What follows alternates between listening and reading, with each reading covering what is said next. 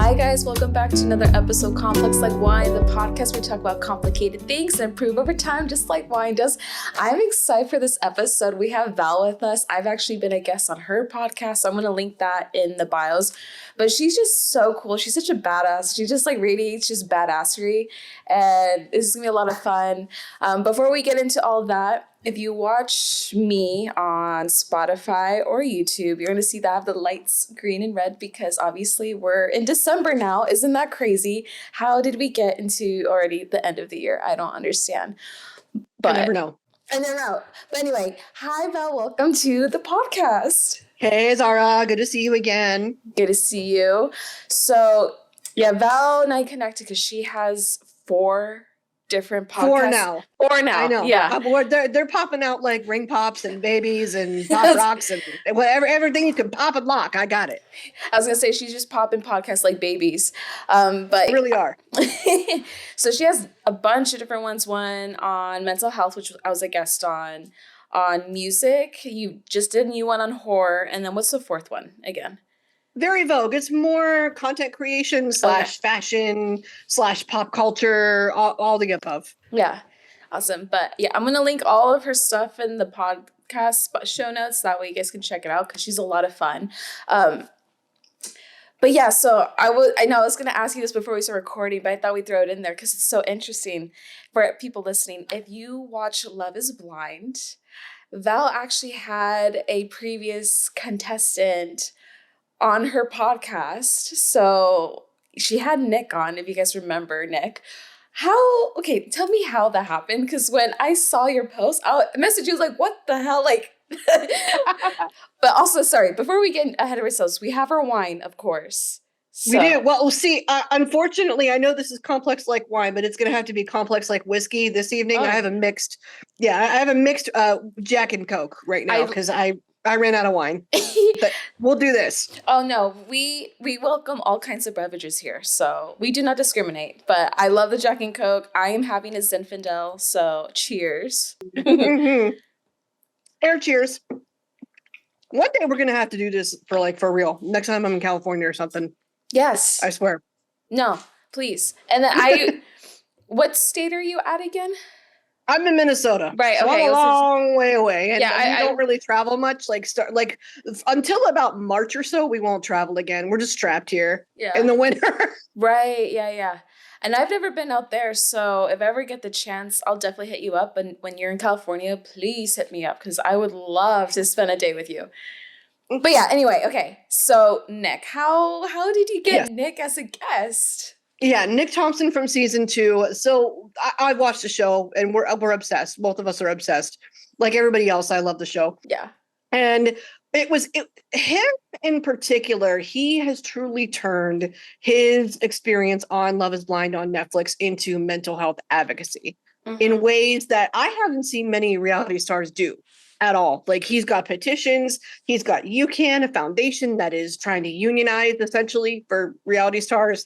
That's their goal. They're getting people signed up for this and they want better pay, better contracts, better treatment overall is my understanding of the program. So I wanted to talk with him about, not just the pop culture aspect because I'm interested. We both love the show, but I wanted to talk about how you turn that into mental health advocacy. I was just so interested in that. So I grew some balls and I sent him an email. I mean, it really was as simple as that. Like I got the email address on his Instagram account. Yeah. And I think it was his, I don't know if he has a manager or assistant or what the official title is, but there is someone who is a go-between. Mm-hmm. So you're not speaking to him like immediately, but someone, I guess, read my request, maybe vetted me, however they do. I don't know how they do that, but they must have their own process and said, sure, he would love to do this. We worked out a time and Nick was CC'd on it and ta-da, we just set aside a half an hour. Maybe it might help that we're on the same time zone because he's in Chicago. Mm-hmm. So it was, I don't know, but I grew the balls and I sent an email. That's literally how the whole thing started. And he was a pleasure to speak with. He is just as eloquent and kind and respectful as you see on the show, really. And him and Danielle are actually still pretty cool, which is nice to see that. Oh, that's cool. Yeah, they are still cool. They don't talk like every day, but they're civil, they're respectful. She's been on his podcast and they walked through on Eyes Wide Open is his podcast. He and her did like I think a two-part episode, two parts, just rehashing all of the PTS for everything for their season, their experience, what you didn't see behind the cameras, like super interesting. They were deprived of so many things from what Nick was describing to me. I mean, they barely got like food and water, time to be alone. Like they were essentially like constantly filming and fed a lot of alcohol was my interpretation of what he told me. Right. And he felt pretty bad about the fact that they didn't get a whole lot of control over how they were portrayed. They didn't get a say in the editing. And in the contract itself, his explanation to me was that when you sign on for a show like that, you are essentially signing your life away. And you are literally waiving the right to the control over those things, how you're represented, filming schedules, all this, blah, blah, blah, blah, blah. Like you're not really left alone to process what's going on either very much. They have two camera crews that swap out too. I'm not surprised. Yeah. Yeah, like because they're constantly filming like all day, as he explained it. And he said the only time that he really got to like be alone or be alone with Danielle was when these crews are swapping out. And then that's when he had time to sort of process what was going on. But it was a lot. And, he has since turned his experience into advocating for other reality TV stars. And it's amazing to see. Mm-hmm. Well, one that's awesome, that's so cool. I figured it was something along the lines of like that because I saw in his bio too that he has I'm guessing maybe manager, social media person's email. Yeah. So I figured it was as simple as that. That's just so cool that it just shows you, even though these people are on TV, not everybody has this like an ego up their asshole. Like they're real people at the end of the day. And for you having your background in radio and I've had my background in film, we both have an insight of like we have an expectation of we understand, okay, this is a show at the end of the day, it's a business. Like how much of it is actually real versus how much of it is just for the entertainment, right? Yeah, there's that level of I need to question some of what I'm watching right now. Like how much of that, because we're used to using those editing programs. We grew up using them. And I'm like, wait a second, that audio sounds like it was put in later. I'm better at picking up the audio than I'm sure you are with picking up the video part of that. But like I can hear, which I don't know how many other people can tell. I can hear when there's like different cuts that are clearly at like a different volume level. Right. Like someone else's voice that are like implanted on shows like that. So, I mean, we all know that reality TV for the decades that it has existed is not quite true reality. We all know that a lot of it's exaggerated. We all know that a lot of it is just stepped up and dramatized to keep people watching. But at what cost? Right. And that's what I really learned from my conversation with Nick. Somebody having gone through it, how it affected him, what he hopes the future of that looks like. Very interesting. Mm-hmm. Yeah, that kind of ties into what I wanted to talk about with you because, on your show with our episode, you mentioned about why you left doing podcasting and how that impacted your mental health. So I kind of wanted to touch on that in terms of your story, like share with us your mental health journey. What are some things you've learned? And then especially when it comes time to like your career and yourself, like at what cost, like you said. So please take it away. Well, okay, from the very beginning, for those of you who don't have no clue who I am, I guess I started to enter the public eye because I had a career in radio. I was on the air. I was on the air in several radio stations in Illinois and in Minnesota. I'm originally from Pittsburgh, and I kind of got my start there. I wasn't on the air yet, but that's how I learned to produce. That's how I learned to be a board operator, as they call it. They literally run the board to make the show function is what that is for someone who has no clue. Mm-hmm. So I finally got behind the mic about, I want to say 3 years into my career. And then by the time I had been there 7.5 years in the radio industry, I was over it. because I saw a lot of misogyny. I saw a lot of chauvinism. I saw a lot of egoism. I saw a lot of being forced to be on call a lot when we're not emergency workers. What's the purpose? I don't, you know what I mean? Like they wanted you to hate the competition. They wanted to drain you of every single resource they could while paying you very little. I mean, when I started as a board operator, I was making $8 an hour, and that was only part-time. And by the time I left radio, I think I was making 15 an hour. Yeah. And that's within 7.5 years. Yeah. And several job changes, different cities, different management, different companies, and I still was not paid appropriately. Here's a good example too. I actually ended up in Illinois about 6 months before a good friend of mine who happened to be from Punxsutawney, Pennsylvania, which for me was like an hour and a half away.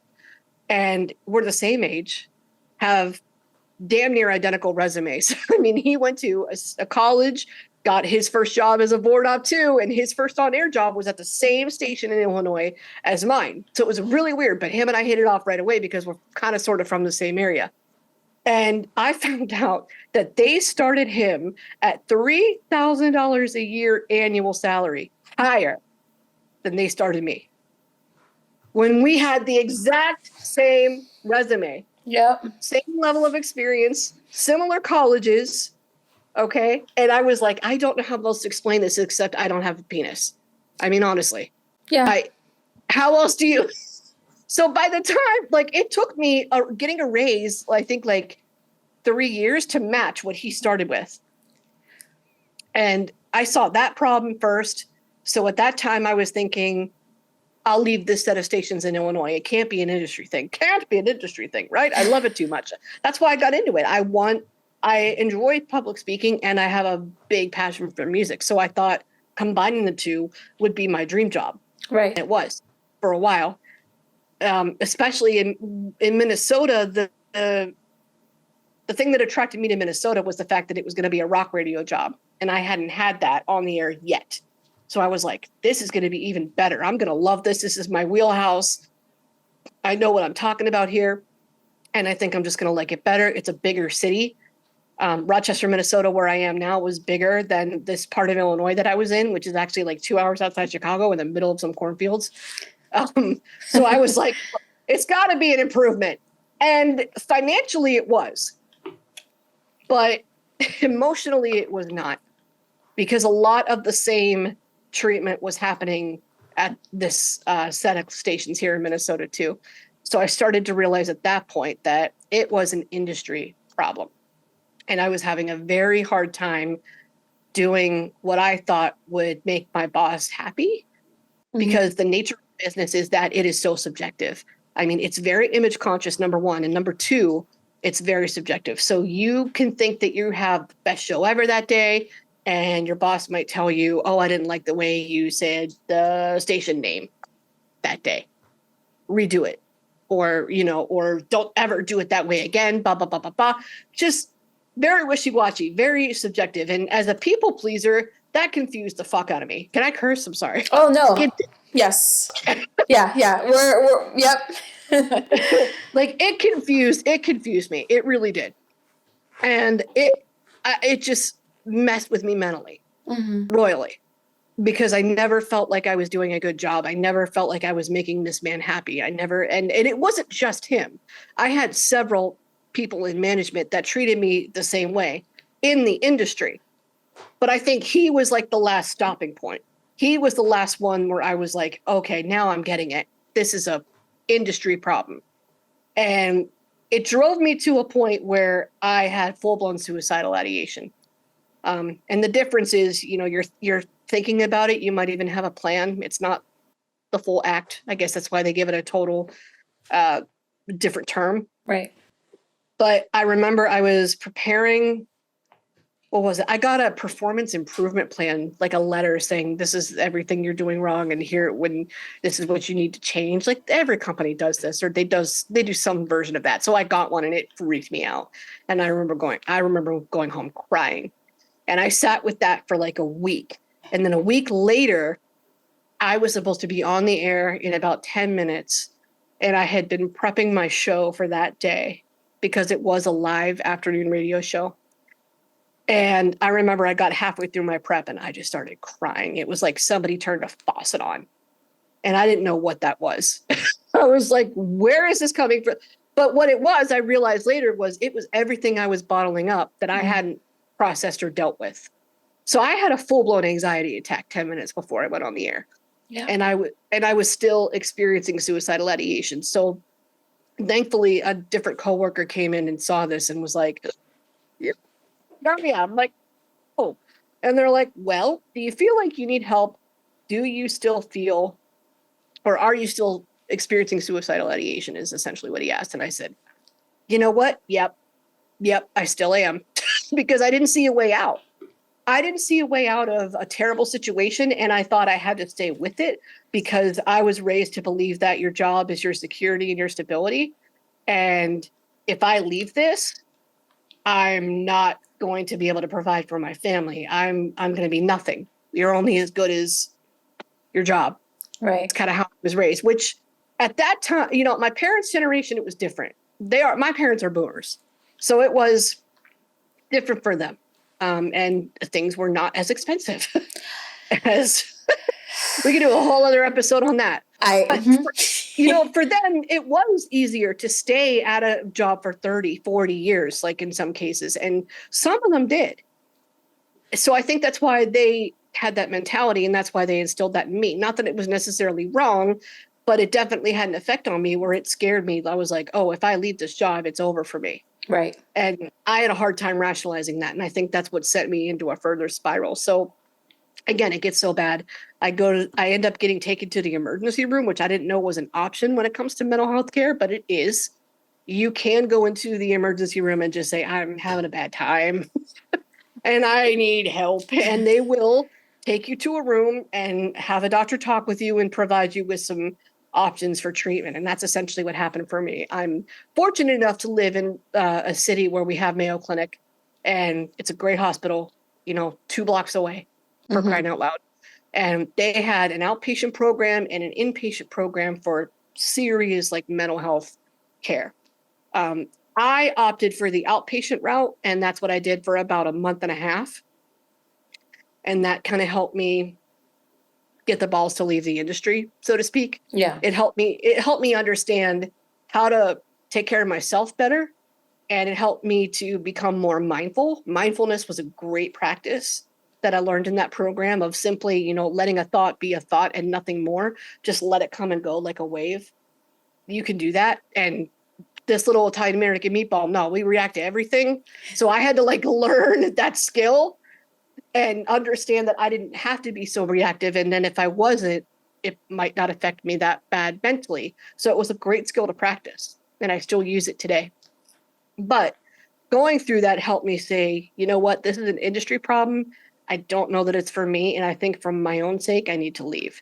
So that's what I did. And I've been out of the industry for 5 years already now. And I started podcasting just because I missed broadcasting itself.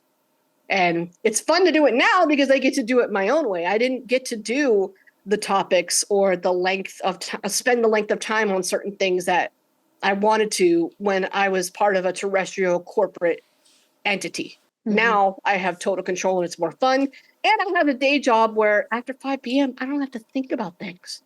I can just turn it off and let it go and enjoy a hobby like this in my spare time at night. So that was a very long-winded way of explaining how I got through suicidal ideation, but that's essentially the story. Well, first, thank you for sharing. I appreciate you coming on my platform and trusting me and sharing that. So first, thank you. And I think, because I've definitely had my fair share of pseudo ideation, I've tried once, especially like one particular time, I definitely was very close to, you know, Yeah. and just when it comes to that type of struggle, at least for me, it was, let me know if you relate to it. It really creeps up on you. You don't realize you're in it until you're like, it's the point where you're like, I need help. Like, I've got a situation going on. Yeah. You don't realize at all. I didn't realize until, for some reason, the aspect of preparing for my show had triggered one very clear thought. And I remember it. It was, I can't perform today.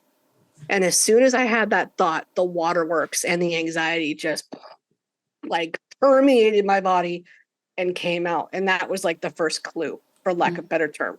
So you're right. It happens quick. It sneaks up on you. Yeah, especially when you bottle up so much over years, months, like your body will definitely let you know. You know, I grew up in a household where it was just constant stress. And so I bottled up a lot. I was on survival mode all the time. And I didn't get my first anxiety panic attack until I was 16. And I vividly remember that day because I had no idea what was going on. I'm like, I don't know what's happening, but we're reaching a whole nother threshold of emotions I didn't know was possible. And now that I'm older and I've been able to get a space where I haven't had anxiety for this past year or anything, you realize like, wow, when you just harbor up so much and you feel like there's no way out, whether you feel like you're trapped or you're not sure what else is next or how to get out of it, it can get really daunting and scary. And so it's amazing to hear that you got that, like you say, you got the balls to be like, you know what, I'm peaced out, I'm done, and prioritize yourself. Yeah, because it's not an easy choice to make, because I think, well, there's a lot of reasons why. Firstly, as women, we're told don't do that, don't speak up, don't say things, that was why I was having a hard time at work. To keep it even more real, was I was the one who would speak out, because I grew up in a part of the country where it was okay to speak out.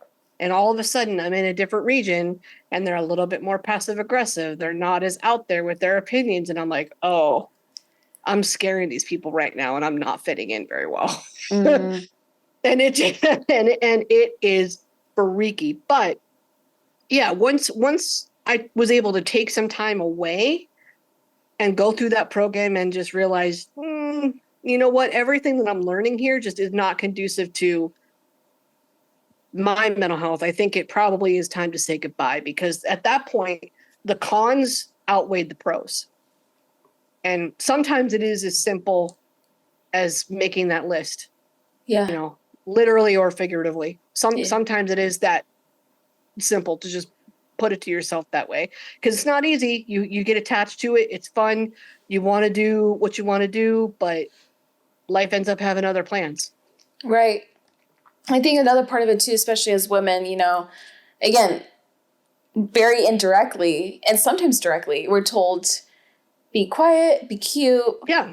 If you speak up, you're being a handful in a hard time, or you're being emotional and just all this other bullshit.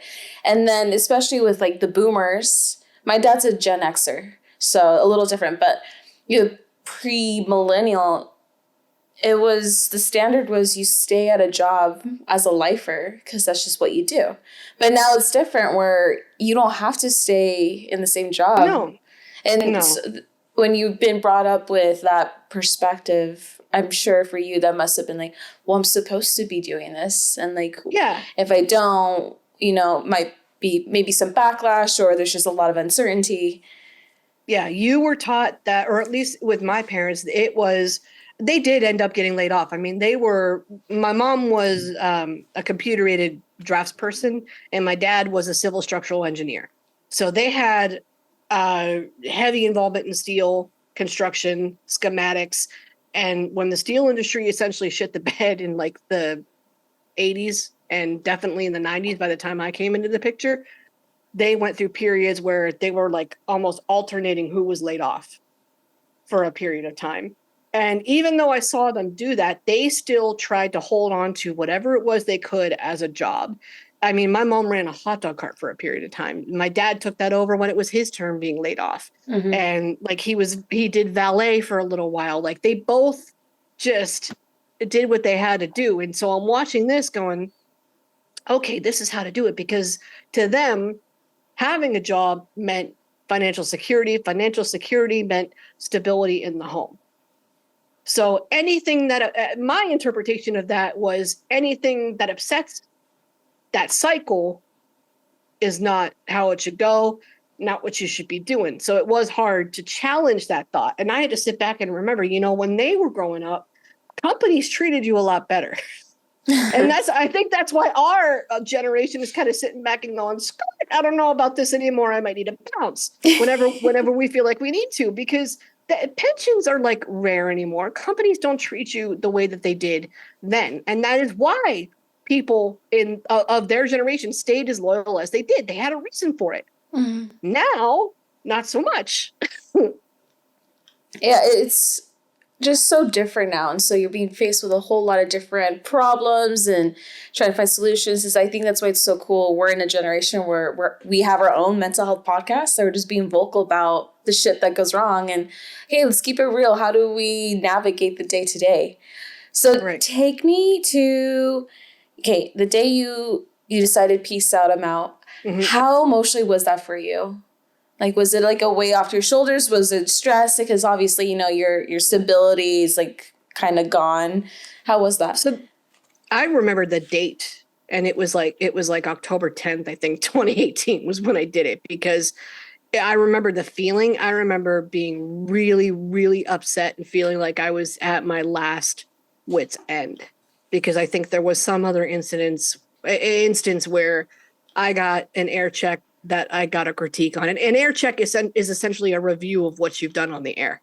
They take a clip of what went over the radio and they play it back and go, I don't know about this. I like this, or they review it. So I had just sat through one of those, and I remember going to the bathroom crying and calling my husband and saying, I think this is it. I'm done. Mm-hmm. And I remember calling my husband going, can I quit today? I'm serious. I was like, are you cool if I quit today? Because I truly don't think I can anymore. Like, this is it. I can't keep going through these stupid subjective critiques that don't make any sense and that offer no constructive criticism whatsoever. Like, because there's a difference. There's a difference between being constructive, and there's a difference in being subjective. And I like this, but I don't like this, and you can't explain it. There's no logic behind it. So thankfully, he was like, do what you got to do. We'll figure it out. And that's what I did. I walked right into my boss's office and said, you know what, JB, I'm done. And he looked at me. He goes, you're done. I said, yeah. I said, I think I'm done. I remember telling him, and I looked at him in the face. I said, you and I've been trying to make this work for 2.5 years, and it just isn't. I had nothing to lose at that point. And I don't think he realized how much he hurt me until I said that. Mm. And he just kind of looked at me and goes, really? And I said, yeah. He said, okay, well, if you are resigning, I'll take your letter in the morning, and your last day can be the end of the month. So that was it. I was like, okay. And then I think I went from crying to feeling immediate relief. Mm-hmm. And then I was like, that was how that last day went. And then I ended up being an administrative person at a music school for like a year after that, just to do something different and just to do something that had a consistent schedule with it, and to do a job that wasn't, again, as subjective as radio had been. And it was fun for a while, but then I decided I want something with better hours and better pay still. And that's how I ended up at Mayo Clinic now. But that's how it felt at the time, to answer your question. Right. Yeah. Well, first, that's amazing that your husband was just like, do what you got to do and be supportive, because, obviously not everybody has that luxury, or even just a support system in general. So, and financially, we did not. But I just had to be honest. I was like, I cannot do this. And by that point, he had seen me coming home crying almost regularly. And he was like, you know what? If this is what you got to do it, because I can't stand this. He was like, for real. And my parents tried, But I remember my mom just kind of like up and quitting her job and like telling my dad after the fact sometimes too. And I was like, ooh, I don't know if I want to do that. So I kind of wanted to give him a little bit of a heads up, somewhat, right. before I actually did it. Yeah. How, well, I guess my question is in regards to your relationship with your husband, like, when it comes to like mental health, if you're having a rough patch versus maybe he's having a rough patch, what have been ways where you've kind of figured out what works best for both of you has been a good system of support? Communication has been the absolute best catalyst for greater understanding of both sides and both versions of what our mental health looks like. To, unfortunately, and I'm saying unfortunately because I wish it was better for everybody. When I went through my outpatient program, they did have like a family day where like your family or relatives, somebody you were close with, friends, whatever, could come to the program and sort of get a rundown of what you were doing while you were in treatment. And they had a chance to like ask any questions that they wanted. And he actually attended this with my mother-in-law. And I love them both. I've known them since I was 18, both my husband and my mother-in-law.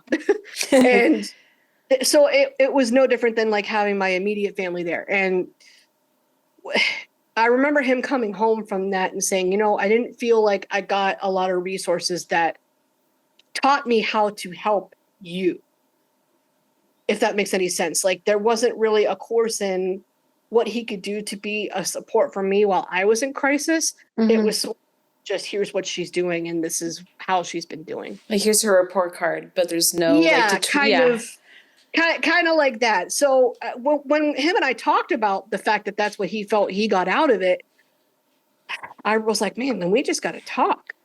So that's what ended up happening. And he flat out told me, you shut down when you are depressed. You don't speak, you isolate. And he's right. I do. I will go into the bedroom and just kind of like hold myself up, and because I don't want my bad mood to affect anything or everything. I'm like, I want to keep that to myself. This has nothing to do with you. I don't want you involved. That's how I look at it. But I had to learn, and I only learned this through communication with him, that that's not how he sees it. He sees it as she's isolating, she's in trouble. I want to be there, but I can't. She's not letting me in. She's not telling me anything. So that's when I think him and I both just sat down and said, let's just talk more. And let's just like check in with each other more with like just a general, like, how are you though? Like, did you have a good day? Like, and ever since then, we've sort of been just following that routine. So I think, to answer how we navigate that together, it truly is just communication. There is no right or wrong plan for any couple. But I think that good communication, honest communication, is where serving each other better starts. Right. That's what I think. Absolutely. I think back to any issues in my past relationships, friendships, or that I saw through my parents' relationship, where like pretty much almost all the time, the key focal point of where things go wrong is the lack of communication, or just the lack of listening, or just the lack of effort to show up on the communication part. Like, and it just shows you how much of a difference just to show up and try to be open, the vulnerability, showing up and being vulnerable, how far that will get you to where you need to go. Like, just from being survival mode, I was afraid of vulnerability, literally probably up until like the past year or two. I hated her. And we don't need to go there, Let me have my guard up because that's what's comfortable. But it's something through therapy I've had to really work towards, to have a deeper connection of any kind. You need to have the vulnerability in there too. It's like a two-way street. And it's not easy. I was only able to open up that much when I could see that I had a problem. Yeah. And it took a treatment plan for me to sit back and go, you know what? It might not be such a bad idea to rely on others once in a while, because that was another product of how I was raised. My parents, they got things done and they provided for me and my brother, and they did a great job when it came to me and him. And they were very much in agreement when it came to talking about how to raise me and my brother. But the two of them did not communicate. The two of them did not nurture what it took to make their marriage successful, and they did end up divorced. But so I think I saw, and they didn't ask for help while they were going through that. They are just from the mindset that, you do what you got to do, and that's your problem, and that's your business, and you handle your business. You don't ask for help. So their kid isn't going to ask for help either, if that's what they see, which is why I never did. Yeah. But treatment sort of made me take a step back and question that and go, what if I did let more people in just a little bit? I might be a little bit happier. And with the right person, it can have a positive effect, being that open and being that vulnerable. Yeah. That's the key. And it's not always easy to find the right person, but you don't find them until you start to leave that door open, maybe just a little bit of a crack. And then hopefully good conversation sparks from there. Right. It kind of brings me back to your episode on your podcast where we're talking about like our family backgrounds, like you, the Italian family, me with the Mexican family, the way culturally just how dynamics are, how that impacts you. And not really until therapy where I realized, holy shit, like that it totally impacted me. And so it's made me so much more aware. They're macho cultures, and you take care of your own, and you don't ask for nothing from no one, unless it's a pretty big favor that you're doing or what, you know what I mean? Yeah. Like it's just that dynamic. Yeah.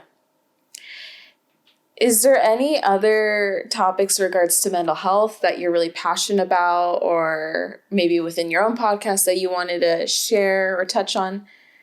My main focus with my podcast for mental health, One More Light, is really just an exchange of resources and stories.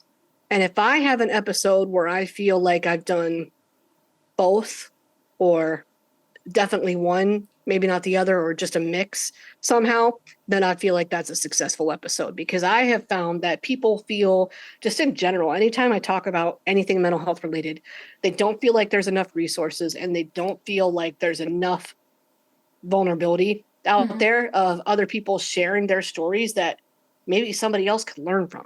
Yeah.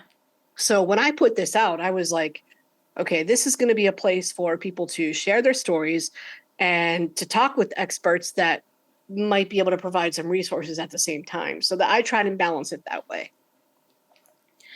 Yeah, the key catalyst, I think, for my platform was, again, I'm a storyteller at heart, and I wanted to create a project or some type of platform where I could use that for good in some way. Yeah. And you know what? Everybody has a story, and everybody's got issues because we're human. So I'm like, why not just have conversations with people, sometimes over a glass of something?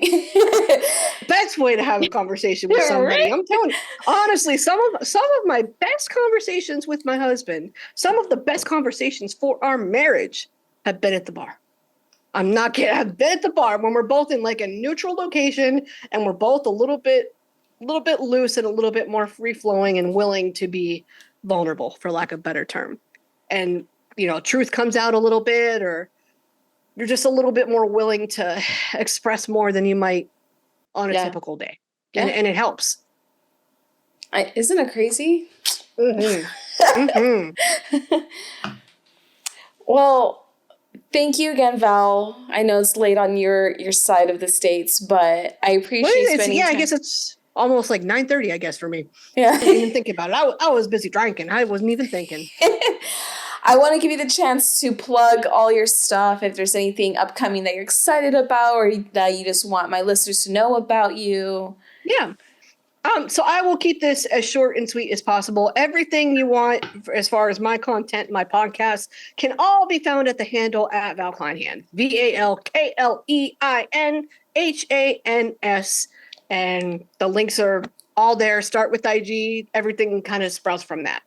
So we'll leave it there because there's a lot. There's 4 podcasts involved here. So just start there and then you'll find everything else. Yeah, guys. And then, of course, like I said in the beginning, I'm going to have everything in the show notes. That way you can easily check her out, like her websites, her podcasts. She does a really great job. You definitely have the persona and voice for radio and podcasting. So when we first connected, I was like, okay, this girl's so cool. Like, I'm glad to be now. We're like podcast friends. We are podcast friends. I'm down. Yeah. Well, guys, I thank you again for tuning to another episode. Again, we're approaching the holidays now. That's so crazy. You know, I know sometimes the holidays can be rough for some people, so I hope you're able to find a support system. If you feel like you don't have any, feel free to reach out to people like Val and I that have a podcast on mental health that can give you resources, or honestly, you'd be surprised just somebody random, like a random DM, how far of a conversation they'll go. Holidays are hard because they make you think that you have to have the perfect holiday a particular way, because you see like all the Target ads and stuff where it's like, my family's doing matching pajamas. We all have to do Christmas or this way or Hanukkah this way or whatever. And it's like, girl, no. Don't. Part of, I think, why we get sad during the holidays is that. Yeah. Living up to this expectation that's placed on us. And it's like, girl, have the holiday you want. I don't even care. So just be mindful of that this season. Right? Like, to like really think about it. Like, how much of social media is fake? Like, people are just portraying their best side. You know, if you look at my Instagram, I'm obviously showing all the fun stuff I've been doing, but you're not seeing me the day-to-day where I'm like stressed out or bummed or something. Like, I'm not going to publicly post that unless it's on my podcast platform or I feel more like, hey, let me keep it real. But no, you bring up a good point. Like, again, like, have the holiday that you want, like what everyone else is doing, you know, like, yeah. They're probably not even that happy either. Like, no shit to them, but like, don't compare yourself to something that you don't even know for sure is actual, like, reality. But yeah, guys, I get crazy. We're approaching the holidays. If you're watching on YouTube and Spotify, you can see my hair is different. It is short. It's black. Gorgeous. It's gorgeous. I'm kind of matching Val now with the hairdo. It's kind of funny. Kind of both have that like wolf cut bob kind of thing going on. Anyway, have a blessed week, guys. I love you so much. And we'll see you next week. All right, bye, guys.